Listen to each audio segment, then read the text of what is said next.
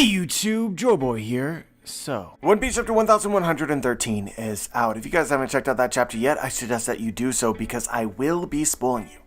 But now that you have, let's begin. I'm going to be honest with you guys, reading this chapter, it had me tearing up in a way which I don't really feel like I understand. It was like not quite tears of hype. I really don't know. Maybe my brain just intuitively understood that I was in the process of reading peak, and it reacted accordingly. I do think that Vegapunk as a character really played a role in what I was feeling. Like what he was saying and how he was saying it really resonated with me. Even though the majority of the chapter was him saying a whole lot of nothing. In terms of like actual lore dump. He was really just talking about himself, why he was recording the message, and how he thinks that people should react to it. But I did find that compelling. And I suppose the other thing to say about this chapter, besides how it made me feel and the hype reveal at the end, was oh my god, what a win for theories. There's a lot of people that hold a lot of internal and some external hate for theorists, what we do, it's pointless, JB Theories, he's always wrong. And it's like anybody who actually watches the channel knows that I say a lot of things that are on point. I also say a lot of things that are wrong.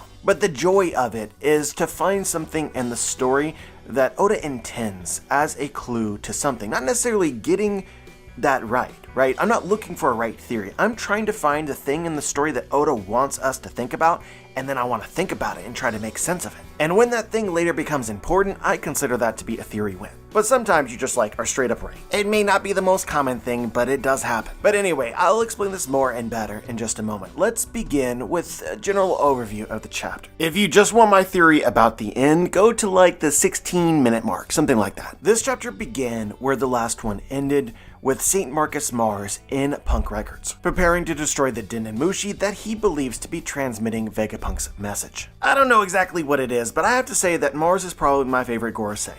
I don't have a legitimate reason for that, I just like his vibe, I like his powers. He's just really cool to me. Gandhi is cool as well, but in a very different way. I just like Mars's wise wizard or evil Dumbledore sort of vibes. But yeah, he's sitting in Punk Records, and then we pan to the thing that he was looking at in the last chapter, and we were right from the last chapter review, it was Vegapunk's brain, floating in a technology solution. Let's just take a moment to appreciate how this was drawn. Number one, it was drawn exceptionally. All the line work and the whole vibe of the everything was incredible. But also just how creative it is. You take this image, right, and it is so distinctly One Piece. You couldn't confuse it with anything else. In a horrific and hilarious way. I know you guys aren't really prepared for this, but people have already made videos sort of going through the story of One Piece to people that aren't necessarily fans. Basically expressing the world, right? We go to Reverse Mountain, and up the waterfall we see Laboon at the bottom. We go to the islands that are scattered across the Grand Line, an island of desert in Alabasta, an island of ice and drums in Drum Island, up the Knockup Stream to the Sky Islands, and so on and so forth. Wano and Enies Lobby, the spectacular world of One Piece on display. When we get to the end of the story, or maybe just as soon as people start making these things again with updated information, I feel like Vegapunk's brain is something that would fit seamlessly into these sorts of compilations, of just a snapshot experience of the One Piece world. But if you watched the last review, we speculated that Vegapunk's brain, Punk Records itself, is a Vegapunk altar, or straight up the Vegapunk Stella. It's the 8th Vegapunk, and it has its own sort of sentience or consciousness. To me, this just makes an absurd amount of sense because it is the majority of Vegapunk's actual brain. And I speculated that we could see Punk Records display more autonomy than we might realize. It is basically the island of Egghead's central computer, and it has access to all of Egghead's technology and systems. That was certainly not confirmed in the chapter, however, Mars did discuss it. He asks, is this your true self, Vegapunk? It continues to live even after your death. Is your consciousness even housed here? It's possible that Oda is priming us, preparing us for Vegapunk's brain and the island of Egghead itself to be alive, maybe in a similar way as the Going Merry and the Klabautermann. And I think that certainly there's something about the Vegapunks that we don't fully understand, because almost immediately after this, Mars breaks the special Dendemushi to find that it was a joke. It was a trap. It was actually just a regular Dendemushi in disguise, which is a very fitting thing for Vegapunk to do. Big brain energy, right? He saw all this was going to happen, predicted it, and had himself a laugh. But what's interesting about it is that York did not know. The way that I understood it before is that all of the Vegapunks have individual experiences, some individual thoughts, and then they plug into Punk Records at the end of the day, sharing all of this with Punk Records itself, Vegapunk's main brain.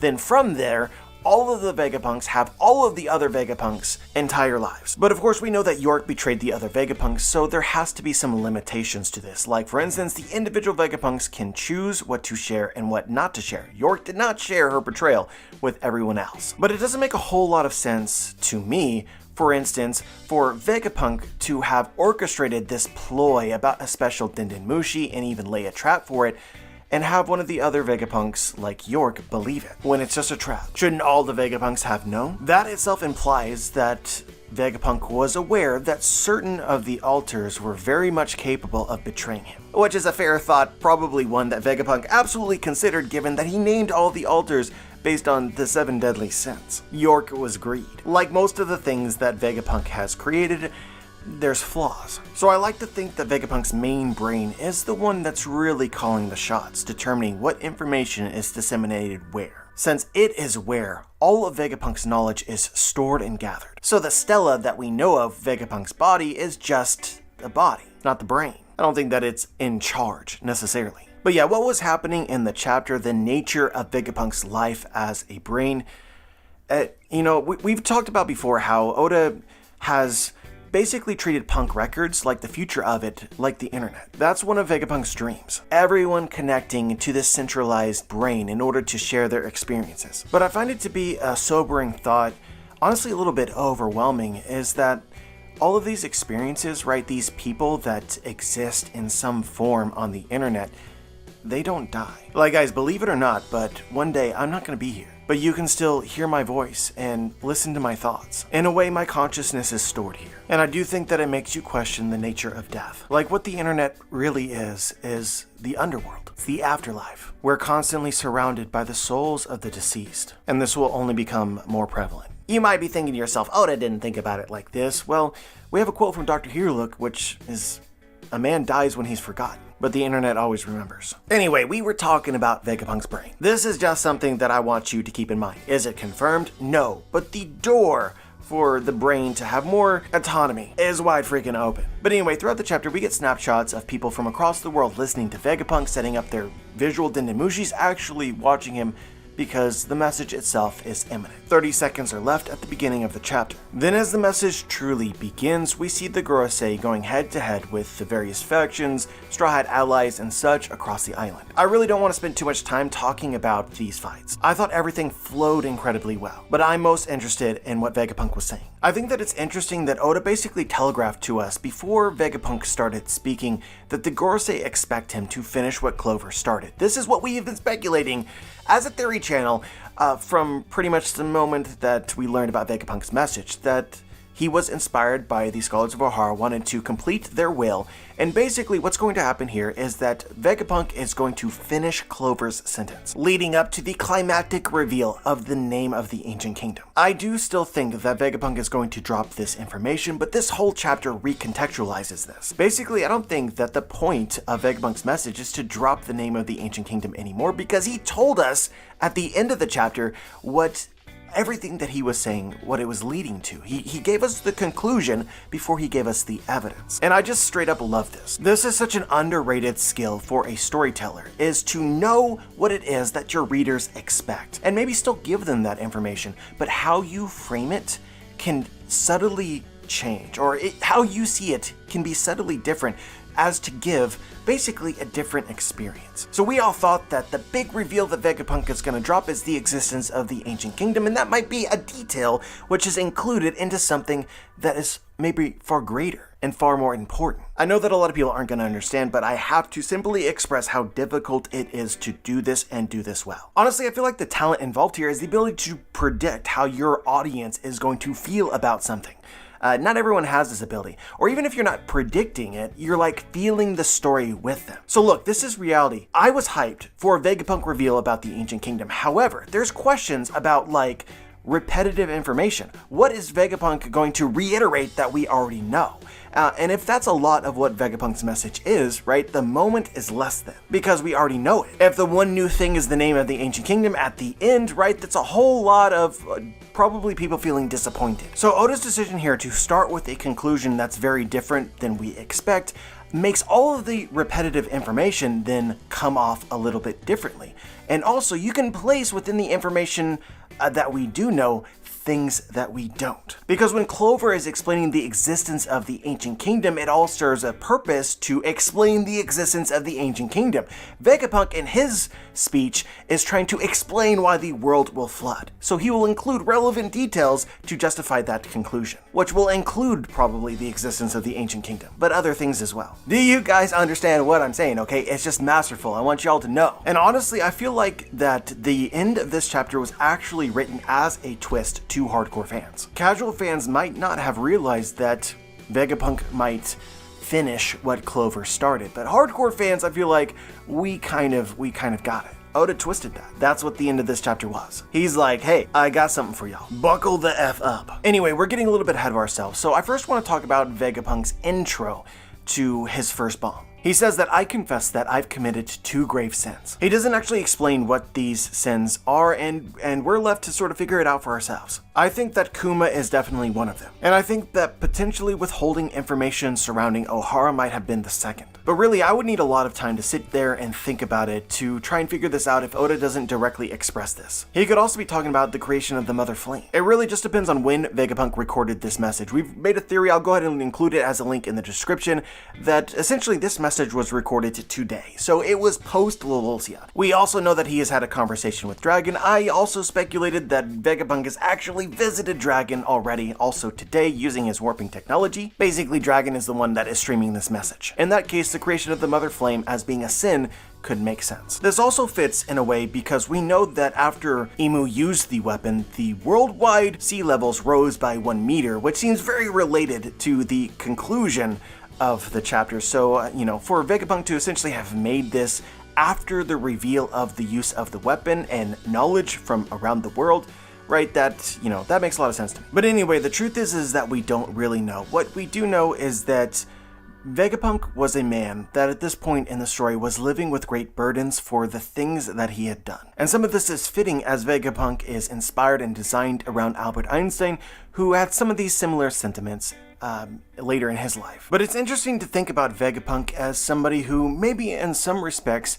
came to despise his own brain. But there's actually another way of looking at this, because after Vegapunk reveals that he has committed 2 grave sins, he goes on to say, I believe that I will soon be executed for my transgressions. The sins being his transgressions. He's going to be executed for his sins, meaning the sins could actually refer to the things that he did against the world government. They were sins to the world government. So really, Vegapunk had 2 shining moments of having humanity, and it's possible that even to his death, that he believed in the world government. Basically, what Vegapunk is about to say is going to break the world, and he knows it. He feels compelled to say it. He feels like he must, but he is not all that excited about it. Maybe in Vegapunk's mind, it's a sin to act on emotion rather than logic. I'm just throwing that out there. Why are the Vegapunk altars named after the 7 deadly sins? Maybe Vegapunk wanted to excise these elements from him so that he would be more purely a computer, devoid of bias. But again, like basically all of Vegapunk's experiments, right, they were failures, and they weren't perfect. So here we are. But I do think that this interpretation lines up well with what Vegapunk says next. He says, I want to make one thing clear, and I pray you understand this. Please do not assume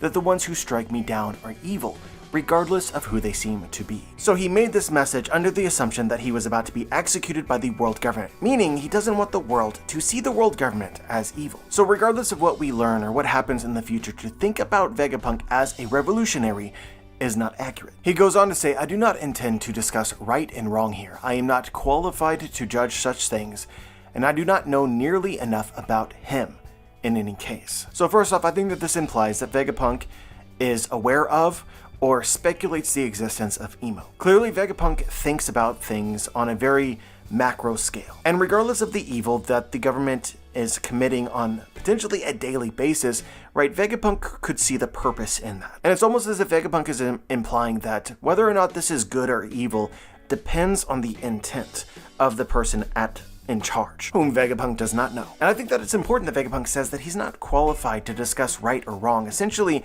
how the world government operates.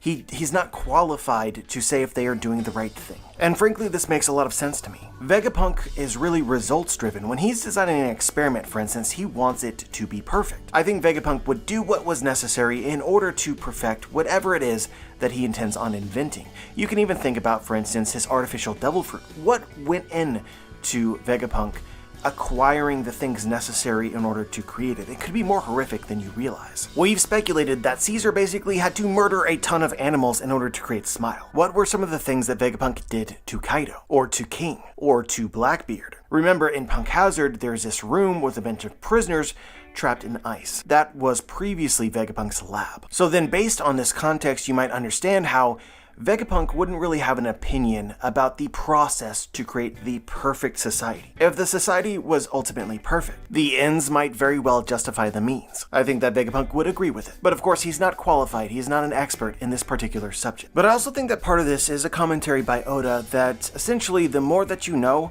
the more that you know that you don't know. While the pursuit of knowledge leads to truth, more knowledge often leads to uncertainty. I promise you guys that life is more complicated than it seems to be. It operates based on understandable principles, but there's so many of these things happening simultaneously, it's a lot to wrap your brain around. Oftentimes conflict is not black and white, it's not right and wrong. It's in the subjective gray area. What's right often becomes what's right for you, what's best for you, based on your bias. But the picture of Vegapunk that I'm trying to paint is a man that is human, that has human emotions and has the capacity to be empathetic, but might actually see this as a weakness or a sin. Maybe he thinks that in part these parts of him are adversarial to progress, meaning what we are seeing here is a heroic moment in the life of a villain. So Vegapunk finishes with this: that said, it is still my duty to ensure that everybody is aware of this issue. I'll cut to the chase. Our world is going to sink into the ocean. Bro, this is the moments of One Piece that I absolutely live for. I'm sure that everyone out there, myself included, was totally mind blown by this revelation. And that's the funny thing, because I speculated this. I've not only speculated this once, I've speculated this on numerous occasions. I have been absolutely certain for years that the world of One Piece is going to flood. And even though Vegapunk drops this, which confirms that, and I'm happy about that, at the same time, I'm still left with the same dang question. How and why? That's like what I really want to know. But anyway, guys, you're gonna love this. I think that the end of this chapter, the idea of a flood, necessitates Vegapunk potentially explaining the nature of the One Piece world. Like some of the mysteries that we have of the One Piece world itself, Vegapunk might delve into some of these in order to explain the process of how the world itself is going to flood, which I'm like literally shaking about. But I'm sure that you guys want to know, JB, why did you think the world of One Piece is going to flood? What do you have to say here? And I have a lot to say. I'm honestly not sure where to begin. So let's begin with something that I think is definitively true. The only way that it is not true is if Oda did not think about it. By the way, this is from a theory that I made 6 years ago. So I want you guys to picture the One Piece globe. We have the red line, large continent that extends like a circle around the entire planet. Perpendicular to it is another circle, this time not of a continent, but the Grand Line. The Grand Line is surrounded by the calm belts. They're perpendicular to each other, they cross each other, and it essentially divides the world into 4 parts. These 4 parts are the 4 blues. But there are 2 intersection points. One is Merijois, and the other is Reversed Mountain. So now this being said, I want you to think about the One Piece world a little bit differently. Okay, let's ignore the Grand Line. If you just look at the red line, it divides the world into 2 halves or 2 bowls. These bowls are the East Blue and the South Blue, and the other side is the North Blue and the West Blue. Because of the red line's existence, right, the water from the East Blue and the South Blue basically can never cross over into the waters of the North Blue and the West Blue. This is basically describing the mystery of the All Blue which Sanji seeks. There's no place in the world where all of the waters converge. But that's also kind of not true, right? Because there's one exception to that, and that is Reverse Mountain. In the drawings of Reverse Mountain from chapter 100 or so in the story of One Piece, we can see that the waters from all 4 blues travel up Reverse Mountain and they meet at the top.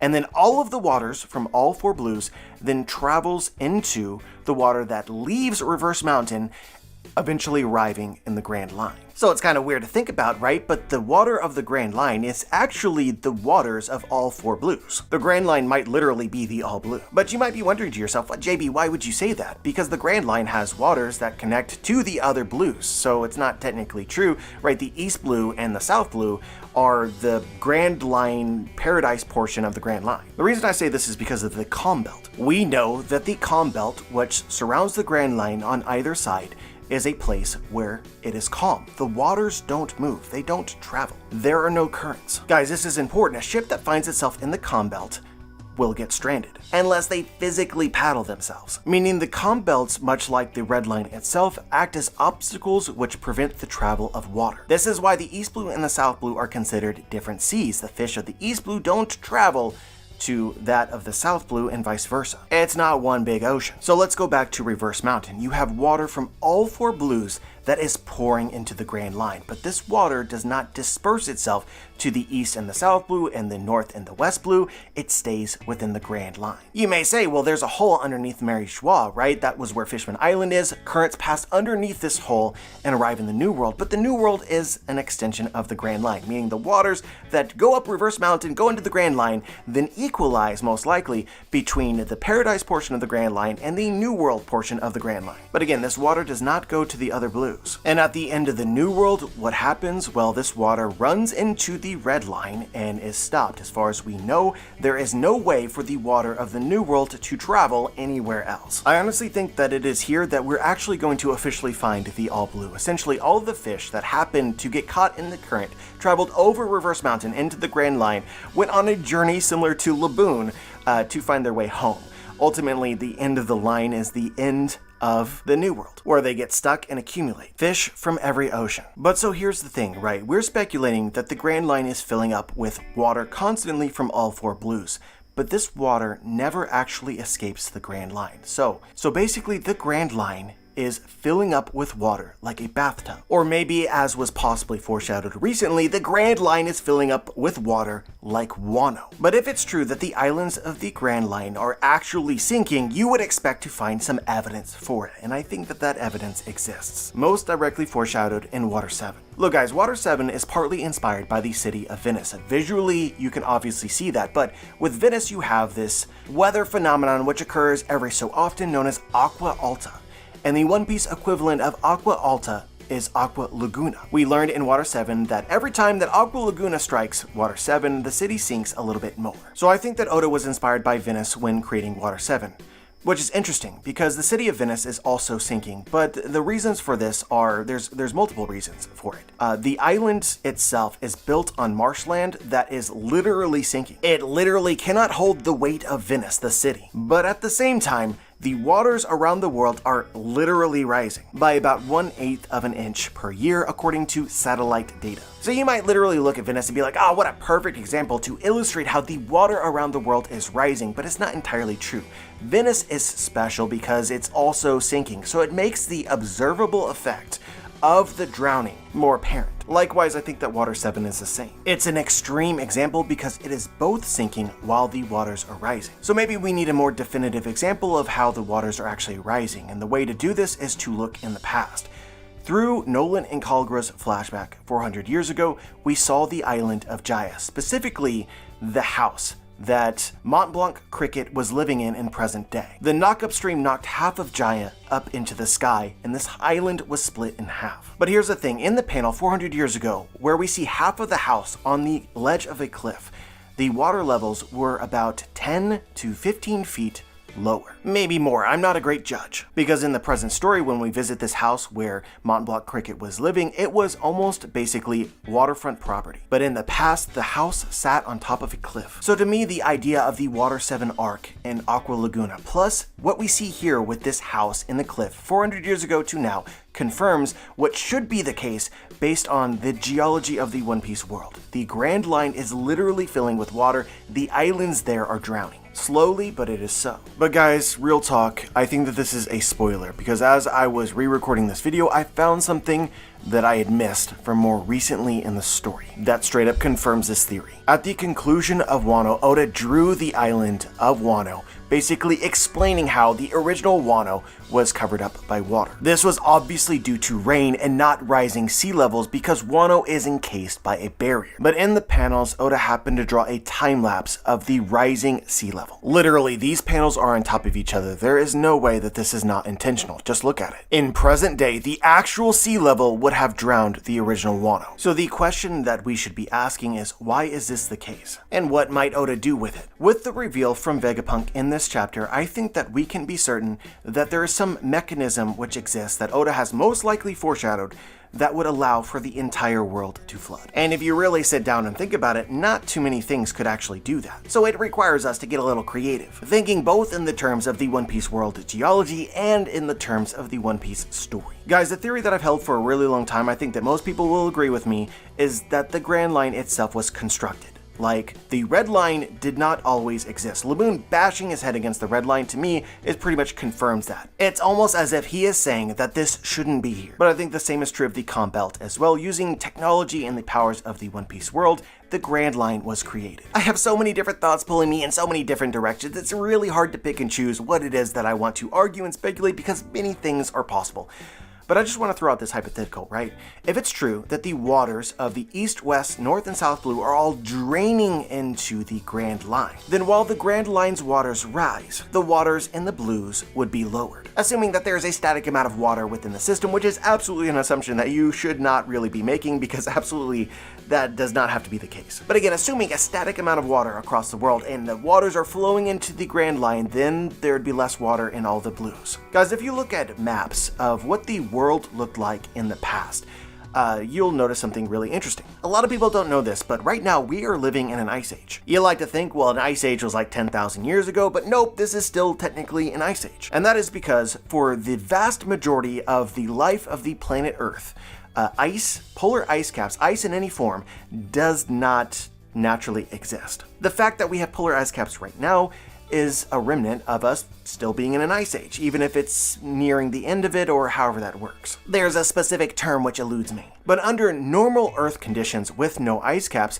there is more water. So if you look at geological evidence and renderings of the Earth, say like 20 or 30 million years ago, look at North America as an example.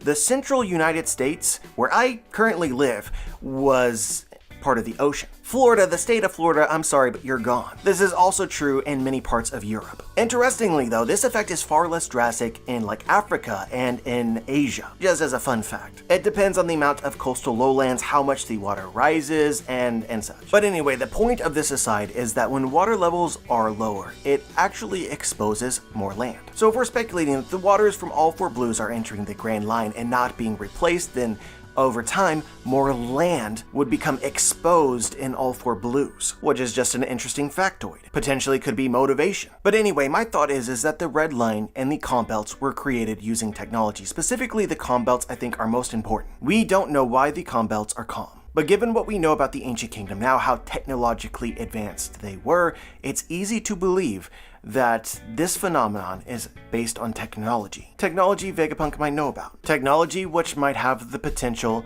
to fail or to break. So I think that the way that we can view the world of One Piece is that the Grand Line itself, the world of One Piece, is not really perfectly circular. This is actually true of the Earth itself, but that's neither here nor there. The waters of the world all sort of rise in the Grand Line, making the One Piece world less of a sphere and more smushed. If, and this is a big if the Calm Belts were ever turned off, you would see a catastrophic redistribution of water. It would literally be a worldwide flood. But there's another thing which potentially adds to this, and this is the hole in Enies Lobby as well as now the hole in Lolosia. Guys, the Red Line and the Calm Belts essentially act as a dam. If you don't know, you dam up a river and it makes a lake. Dams control the flow of water, but within dams, they create a mechanism in the case that it overfills. This is called a spillway. And if you look at an example of a dam overfilled and water entering the spillway, it creates a hole which looks exactly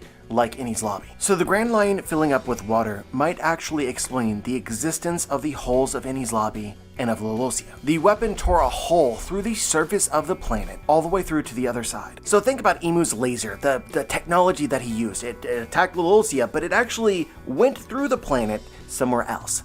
most probably into one of the 4 blues. The hole then acts as a spillway. The water level is higher in the Grand Line, so the water is redistributing itself to the lower levels in one of the blues. I really think that Vegapunk might just be about to explain some of this stuff, but it doesn't really give us a good grasp on like the hows and whys. I pretty much think that you have to get super tenfold if you want to explain this in terms of how it makes sense in the story, but I know that you guys want more, so I'm just going to unhinge myself. We made a theory video recently in which we discussed the destruction of the moons of the world of One Piece. Where did those moons go? Well, I speculate that they ended up in the sea. And honestly, that material of one particular moon might be the Red Line. It got destroyed, formed a ring around the planet, and then using like Fujitori's powers, they brought the ring back to the surface in order to create the Red Line. This occurred sometime during the Void Century. So look guys, I do not have the time in the day to explain why I think that there were moons of One Piece, more than one, that were destroyed. You'll have to watch Moon Piece if you want to understand that. But the point is, just take this as fact if you have to,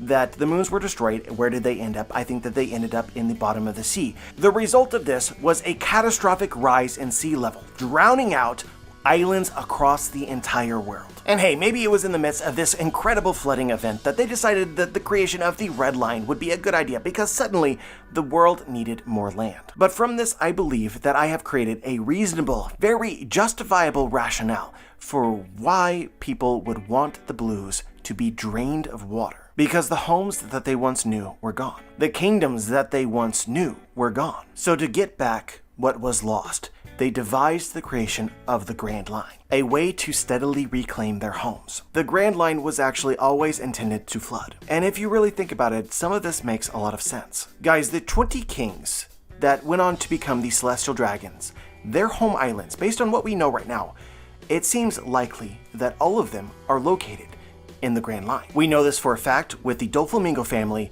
as well as the Nefertari family. I think that it is incredibly likely with Venus Juro as well, because I think that he was originally from Wano. This was the justification for the Celestial Dragons going to live atop the Red Line, because they always intended to abandon their homes, which would eventually flood. And in the case of the Nefertari family, you get maybe what Oda was inspired by here. This is a story about pirates. It's a story about seafaring. And a common concept in the world of seafaring is a captain going down with the ship. The Nefertari family decided to go down with their ship, the Kingdom of Alabasta itself. But related to this, I believe, is the ancient weapons, Joy Boy, and the destruction of the Red Line. I think that at some point in time, Joy Boy or others intended to destroy the Red Line. I can't possibly know all the details here, okay? Like, I'm trying the best that I can, but I think that there's ways to perhaps rationalize why Joy Boy might have been interested in doing this.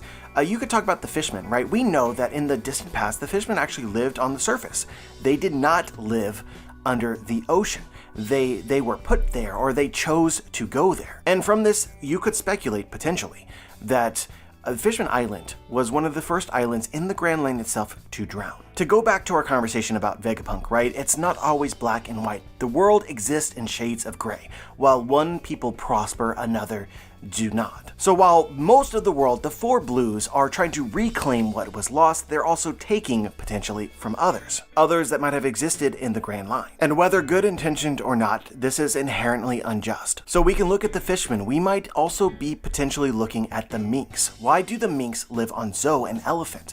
Where was their original homeland? Maybe it is underwater. We even see this in Jinbei's cover story, right? Jinbei found a poneglyph under the water. A country literally sunk. So perhaps due to this injustice or this bias, there was a motivation to destroy the Red Line so that the waters would redistribute and other people would be able to reclaim their homes. People who probably weren't at fault for the destruction of the moons if that happened. Or maybe this is slightly wrong. Maybe they couldn't destroy the calm belt, but by destroying Reverse Mountain specifically, right, then the waters of the 4 blues is not going into the Grand Line, so islands may have potentially about to have been destroyed, and perhaps somebody tried to prevent this. But if you learn enough or you know enough, and what we've speculated about the One Piece world's geology is correct, you're really just choosing on who you want to kill, because somebody is going to die. Ultimately, I think that the plot to destroy the Grand Line failed, and in present day, many islands which once existed on the Grand Line no longer exist. And I don't want to carry on forever, but you can also think about Joy Boy probably very similar to Luffy in Freedom,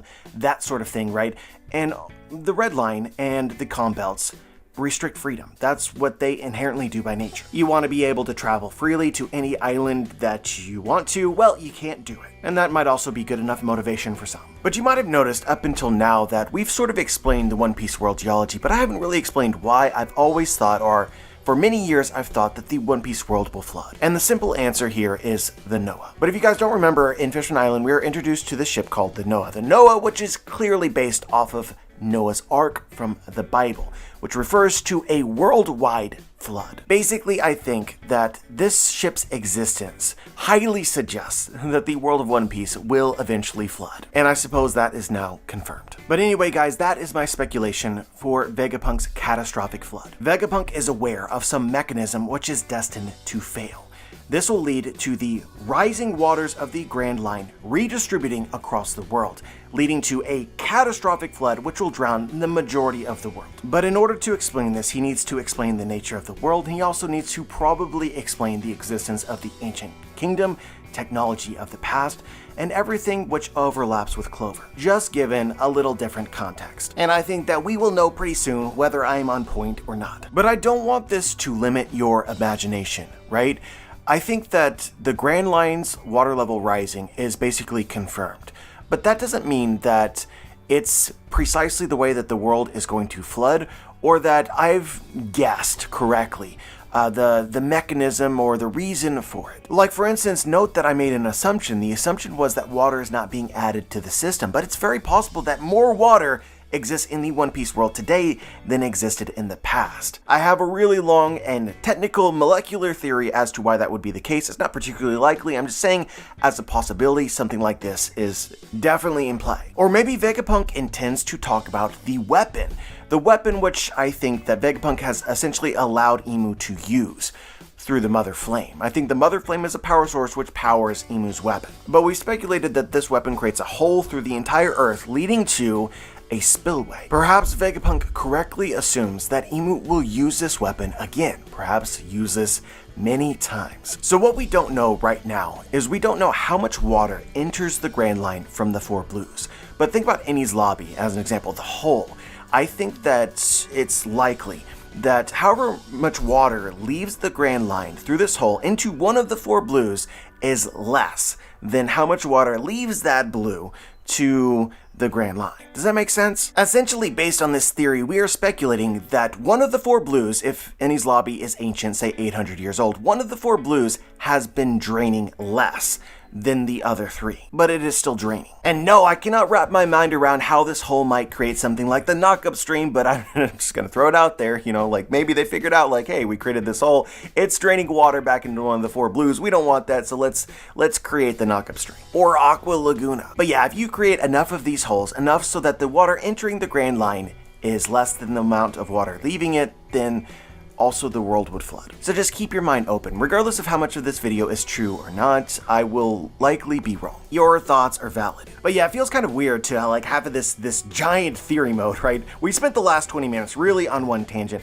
I didn't really talk about the Gorosei versus the Strides, Sanji, for instance, and I don't feel overly motivated because I really don't care at this moment. I thought that it was pretty cool that Sanji was able to kick Venus Juro, but then Venus Juro came back and basically broke Sanji. There's this cracking sound effect, so overall, I'm okay with it. And I still think that more interesting things could happen as far as like Egghead itself before we actually leave, while the message continues. But anyway, that's all I have to say today. Obviously incredible chapter, could not be any more hyped for the next ones.